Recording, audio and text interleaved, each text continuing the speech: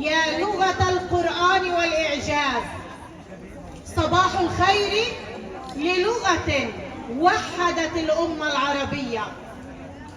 كلنا نتحدث بلهجات مختلفة، إلا أننا نتوحد بلغة القرآن الكريم، لغة الإعجاز، اللغة التي وحدت اللسان العربي القويم، اللغة التي لاقت من الهجوم والهجومات الشعواء كثيرا من المستشرقين والنحاة. فارابي كتب سنة 1939 بحث عن اللغة العربية وعن اللهجات في الجزيرة العربية، وكان استنتاجه وإنتاجه في النهاية بأن اللغة العربية فيها ازدواج، والازدواج هو بأن اللغة العربية لغة فصحى مثالية عالية ولغة عامية. وفي سنة 1951 عدل هذه الرسالة وهذا البحث وكتب بأن القرآن نزل بلغة قريش، بلغة النبي محمد عليه الصلاة والسلام. احنا في إلنا حضارة كثير راقية إذا حافظنا على هذه اللغة التي تعبر عن الوجدان والضمير والكيان واللسان. صفي الدين قال: لكل لسان في الحقيقة إنسان. يعني إذا بدك تعرف البني آدم كيف بتعرفه؟ من المنطق تاعه، من لغته. هذا هو الإنسان. الإنسان هو لغة، الإنسان هو لغة. لذلك علينا أن نمتلك لغتنا. وأنا بناشد طاقم اللغة العربية إنه يكون هذه السنة هي سنة لغة عربية. كل السنة هاي تكون سنة لغة عربية. بحييكم أخرى مرة، بفتخر، بعتز بمعلمينا بطلابنا. تفضلوا. هي أداة التواصل والتعارف بين الملايين من الناس في جميع أنحاء العالم العربي. إنها لغة ثابتة في أصولها وجذورها، وفي الوقت نفسه متجددة بفضل ميزاتها وخصائصها المتعددة. تعتبر اللغة العربية أحد ركائز الهوية العربية والثقافة العربية، وهي تحمل قيمة كبيرة في حياة الأمة العربية. بواسطة اللغة العربية تم تبادل الثقافة والمعرفة عبر العصور، وتواصلت الأجيال وتوحدت الشعوب العربية. إنها لغة الإسلام والعلم والأدب، وتعد وسيلة للتواصل والتفاهم في هذا العالم المتنوع. ولا يسعني في الختام سوى أن أقول: لغتي وأنا أفتخر أني بليت بحبها، فهي الجمال وفصلها التبيان، فلنحافظ عليها ونخلدها، ففيها نكبر وبنا تكبر. السلام عليكم ورحمة الله وبركاته.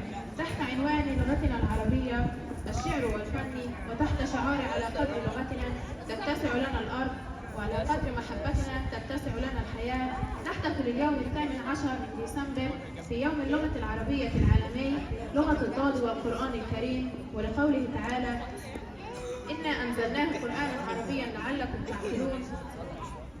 سوف نقوم بتقديم عدة أقوال وقصائد عن لغتنا العربية العريقة، ابتداء مع الطالبتين روعة عبد ولينا عوض. إلى غرناطة صارت لغتنا العربية رحلتها الأدبية التاريخية، عانقت حضارات جديدة، أخذت منها كلمات وأعطتها كلمات وكتبا وعلوما، امتدت فرص الحروف، قفزت فوق الحواجز لتصل أشواط النهايات بالبدايات الجديدة، وهي تحمل في جعبتها من العبرية والتركية والسريانية والإنجليزية والفرنسية والإيطالية وغيرها، ما يدل على سعة عطائها وتقبلها واحتوائها.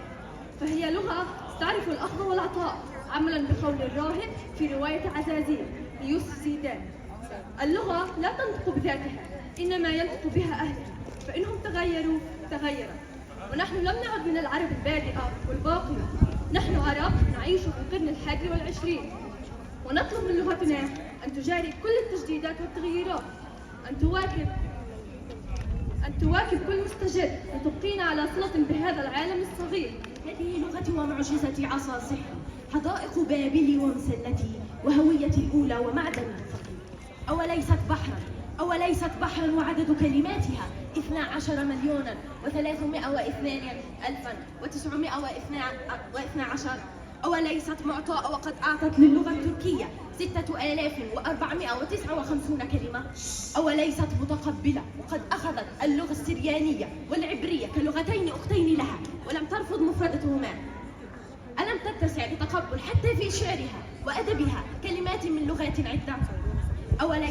أوليس البحث عن أصول كلمات لعبة نلعبها فتدغدغ أفكارنا وتنمي ملكتنا اللغوية وتساعدنا في تطوير تفكيرنا وتطوير عاداتنا بما تفرضها علينا اللغة من تقبل وعطاء. لنصبح مثلها علينا أن نقارن محكيتنا بفصيحنا ونقارن محكيتنا. وكم سمعنا عن عصر الجاهلية وما قبلها، وعن قصائدهم وأشعارهم ذات المعاني والمفردات الخلابة الأخلاقة، وعن أحد أشهر شعرائهم الفارس المنصف عنترة بن شداد، ومعلقته من غادر الشعراء مع الطالب محمد حاتم عباس.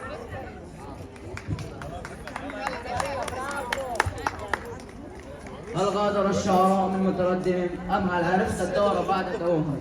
يا دار عبلة بالجواء تكلمي، عمي صباحا دار عبلة واسلمي. أثني علي بما علمت فإنني سمح مخارطتي إذا لم أظلم، فإذا ظلمت فإن ظلمي باسل مر مضاقته كطعم العلقم. يا هلا سألت الخالة يا ابنة مالك إن كنت لم تعلمي، كنت جاهلة بما لم تعلمي. يخبرك من شهد الوقاعة كأنني أخشى الوغى أعف عند المغنم. مدشج كروي الكماه نزاله لا ممعن هربا ولا مستسلم. جادت يدي له بعاجل طعنة لا ممعن هربا ولا مستسلم. هذه السنة عانى مجتمعنا من أحداث عنف متحجرة وأحداث قاسية جدا، ولذلك قامت الطالبة رسيل أمارة بكتابة قصيدة من كلماتها الخاصة باسم لائية العنف.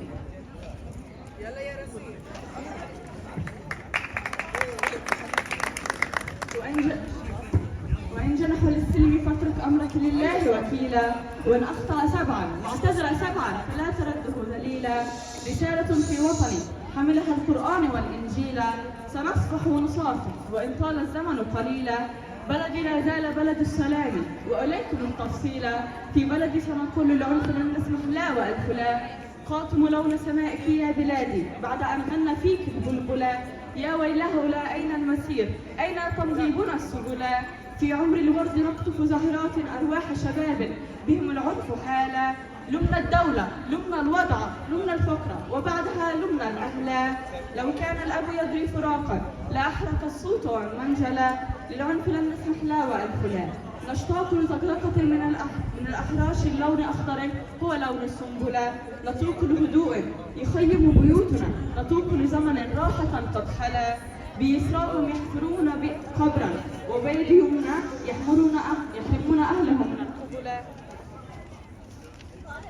تصرخ الأم بسمة من الحزن ومن شفنيها الفرح يبدو مبتذلا. إن الله رفيق يحب الرفق، حديث نبوي من تلا اسمه عليه صلى. للعنف لن نسمح لا وألف لا. أيا قارئ كلمات مدني بصبر لو بكلمة أو بحرف يحمل أملا. أما أن آن لنا أن نوقف شلال دم أوجع قلب أو أب توسلا. السيدات والسادة الكرام من سرد الأسباب أصابنا الملل. نبحث عن حلول ومن كان لديه منها ففيه أهلا وسهلا. فينا حب وعطف لو وهبناه لمخطئ لاستماحنا خجلا. للعنف لن نسمح لا وألف لا. لا تعطي للمنافق مفتاحا لقلبك ولا للفتنة أن تشعل الفتيلة. لا تبحث عن غنى بين ليلة وضحاها فالغنى عليك دخيلا. قد سمعنا عن مناظرة بين أعظم الشعراء أحمد شوقي وإبراهيم طوفان بمضمون المعلم والعلم والعلوم، مع الطالبة حلا حمدان ممثلة أحمد شوقي والطالب محمد عباس ممثلا إبراهيم سلطان. وفيه التبجيل كاد المعلم أن يكون رسولا، علمت أشرف وأجل من الذي يبني وينشئ أنفسا وعقولا. سبحانك اللهم خير معلم علمت بالقلم القرون الأولى، أرسلت موسى بالتوراة منزلا وابن البتول فعلم الإنجيل. أخرجت هذا العقل من ظلماته وهديته النور المبين سبيلا، وفجرت ينبوع البيان محمدا فسق الحديث وناول التنزيل. وعلمت يونانا ومصرا فزالتا عن كل شمس ما تزال أقوالا، واليوم أصبحا بحال طفولة في العلم تلمسانه تطفيلا.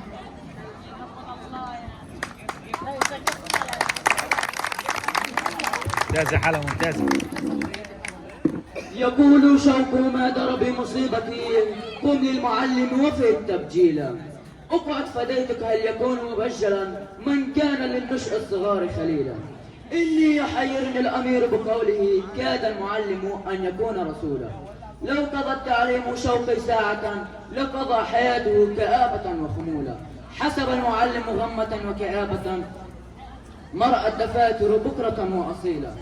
100 على 100 إذا هي صححت وجد العمى نحو العيون سبيلا. لأن كان في التصحيح نفعا يرتجى لم أكن أقبل عيوني بخيلا. مستشهدا لم أصحح غلطة نحوية مثلا وأتخذ الكتاب دليلا. مستشهدا بالغر من آياته أو بالحديث مفسرا تفصيلا. أغوص في الشعر القديم فأنتقي ما ليس ملتبسا ولا منحولا. أكاد أبعث سيبويه من الفنا وذويه من أهل القرون الأولى. وأرى حمارا بعد ذلك كله رفع المضاف إليه والمفعولا. لا تفزع إن صحت يوما صيحة فوقعت ما بين الفصول قتيلا. يا من يريد الانتحار وجدته إن المعلم لا يعيش طويلا.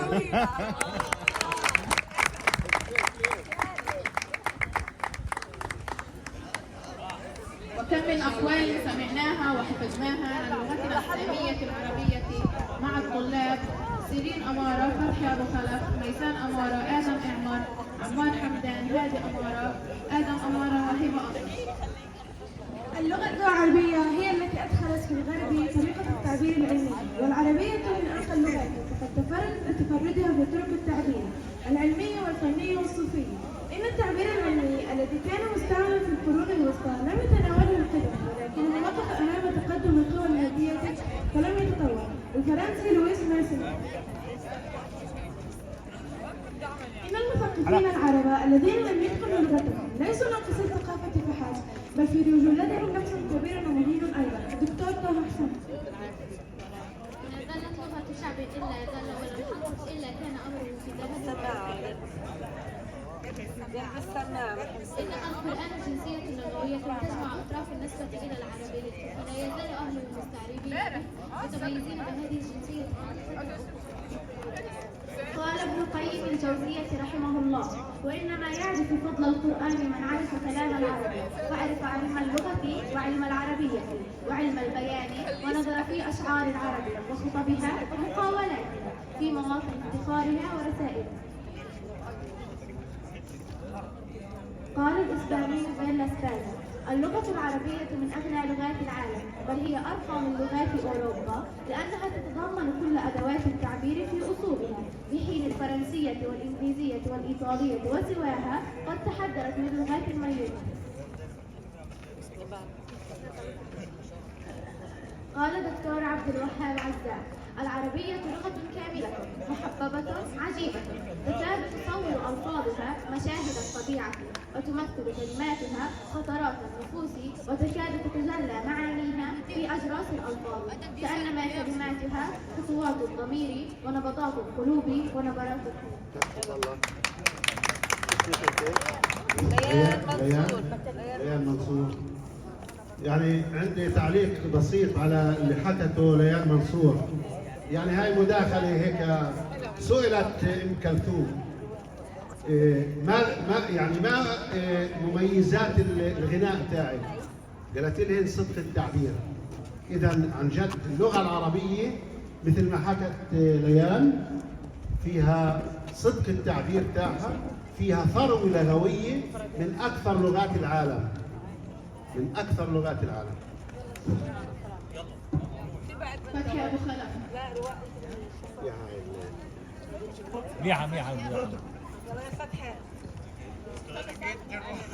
لقد برهن جبروت التراث العربي الخالدي على أنه أقوى من كل محاولة يقصد بها زحزحة العربية الفصحى عن مقامها المسيطر. اللغة العربية تفوق سائر اللغات رونقا ويعجز اللسان عن وصف محاسنها. ومنطقها السليم وصفها الفريد، فجيران العرب أنفسهم في البلدان التي فتحوها سقطوا صرع سحر تلك اللغة. قيل لعلي بن أبي طالب رضي الله عنه: يا علي، العلم أفضل أم المال؟ فأجاب رضي الله عنه: إن العلم أفضل. فقيل: قل له وبأي دليل؟ فكانت جواهر إجاباته: لأن العلم ميراث الأنبياء، والمال ميراث قارون وهامان وفرعون، لأن المال أنت تحرسه والعلم يحرسك، لأن لصاحب المال أعداء كثيرة، ولصاحب العلم أصدقاء كثيرة، لأن المال إذا تصرفت فيه ينقص، والعلم إذا تصرفت فيه يزيد.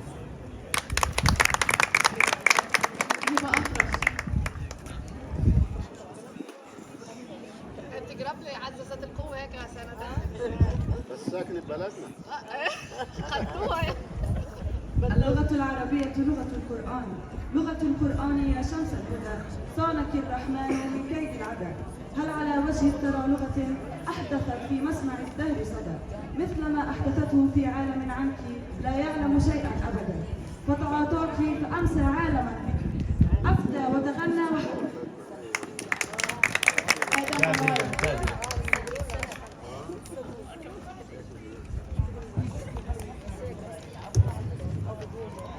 اللغة العربية لغتي وأفخر إذا بليت بحبها، فهي الجمال وفصلها التبيان عربية لا شك أن بيانها متسم في ثغر القرآن.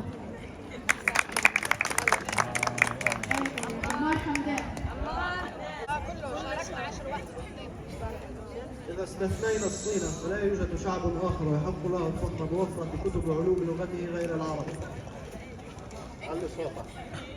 العبارة العربية كالعود، إذا نقرت على أحد أوتاره رنت لديك جميع الأوتار وخفضت، ثم تحرك اللغة في أعماق النفس من وراء حدود المعنى المباشر موكبا من العواطف والصور.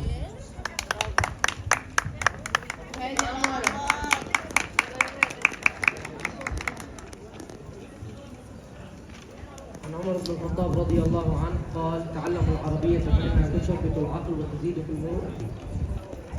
وعن ابن تيمية رحمه الله في كتابه اقتضاء الصراط المستقيم قال: فإن اللسان العربي شعار الإسلام وأهله، واللغات من أعظم شعائر الأمم التي بها يتميزون.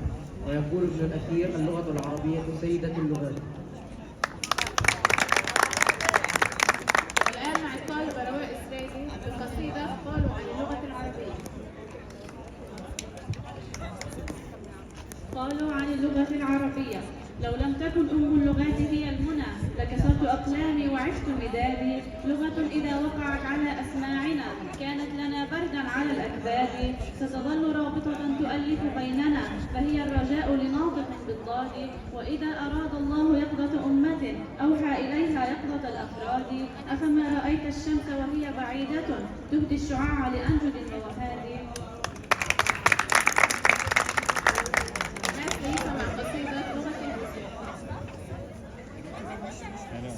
لغة الفصحى لغة الضاد إرث غال من أجدادي. لغة حملت كل بيان زادت شرفا بالقرآن. أقرأ فيها زهو بلادي تاريخا عذب الأمجاد. لغة الفصحى بحر أزرق أتعلمها كي لا أغرق.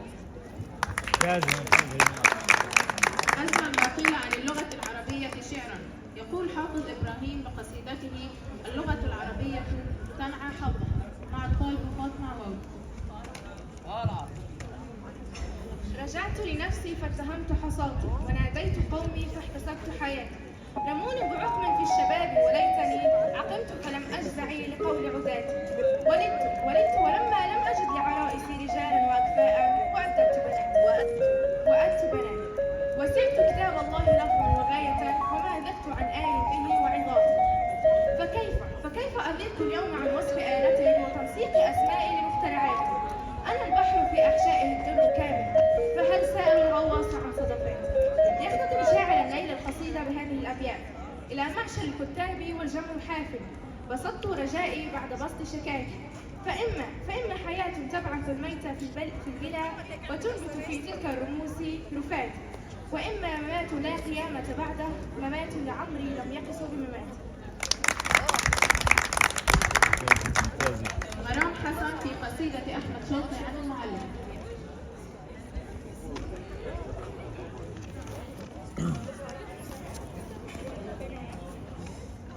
قل المعلم كنت تبجيلا، كاد المعلم أن يكون رسولا، علمت أشرف وأجل من الذي يبني وينشئ أنفسا معقولا.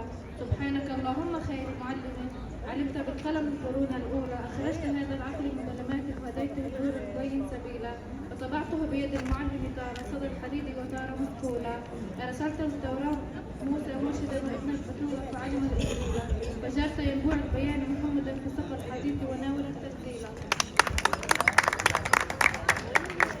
وفي مسك الختام قصيدة من تأليف الطالبة نادية عباس تلقيها بمناسبة هذا اليوم.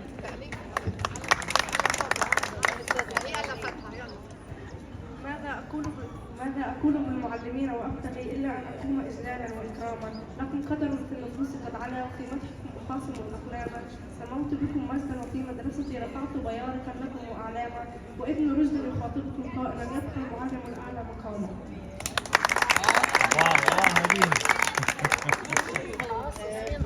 أنت يا أبا فادي أستاذ بدر، كبير اللغة العربية وأساسها، تفضل. من جهابذة اللغة العربية.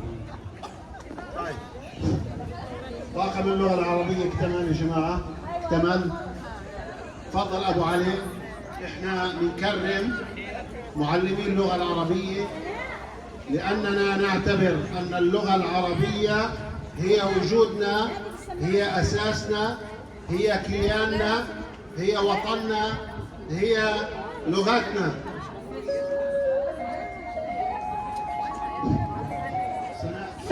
فلتحلق كلمات اللغة العربية: إن الذي ملأ اللغات محاسنا جعل الجمال وسره في الضاد.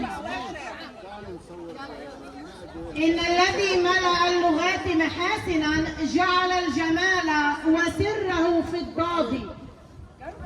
فلتبقى اللغة العربية اللغة السامية، اللغة الجميلة، عروس اللغات.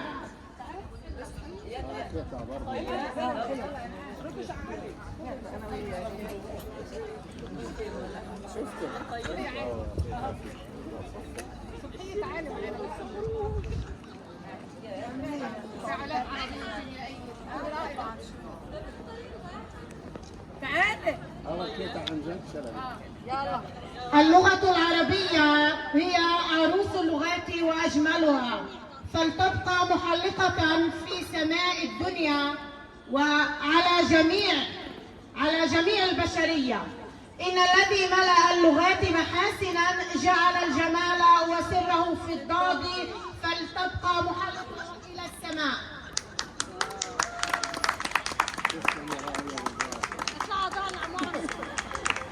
بوركتم جميعا، تنظيم رائع ويوم جميل جدا.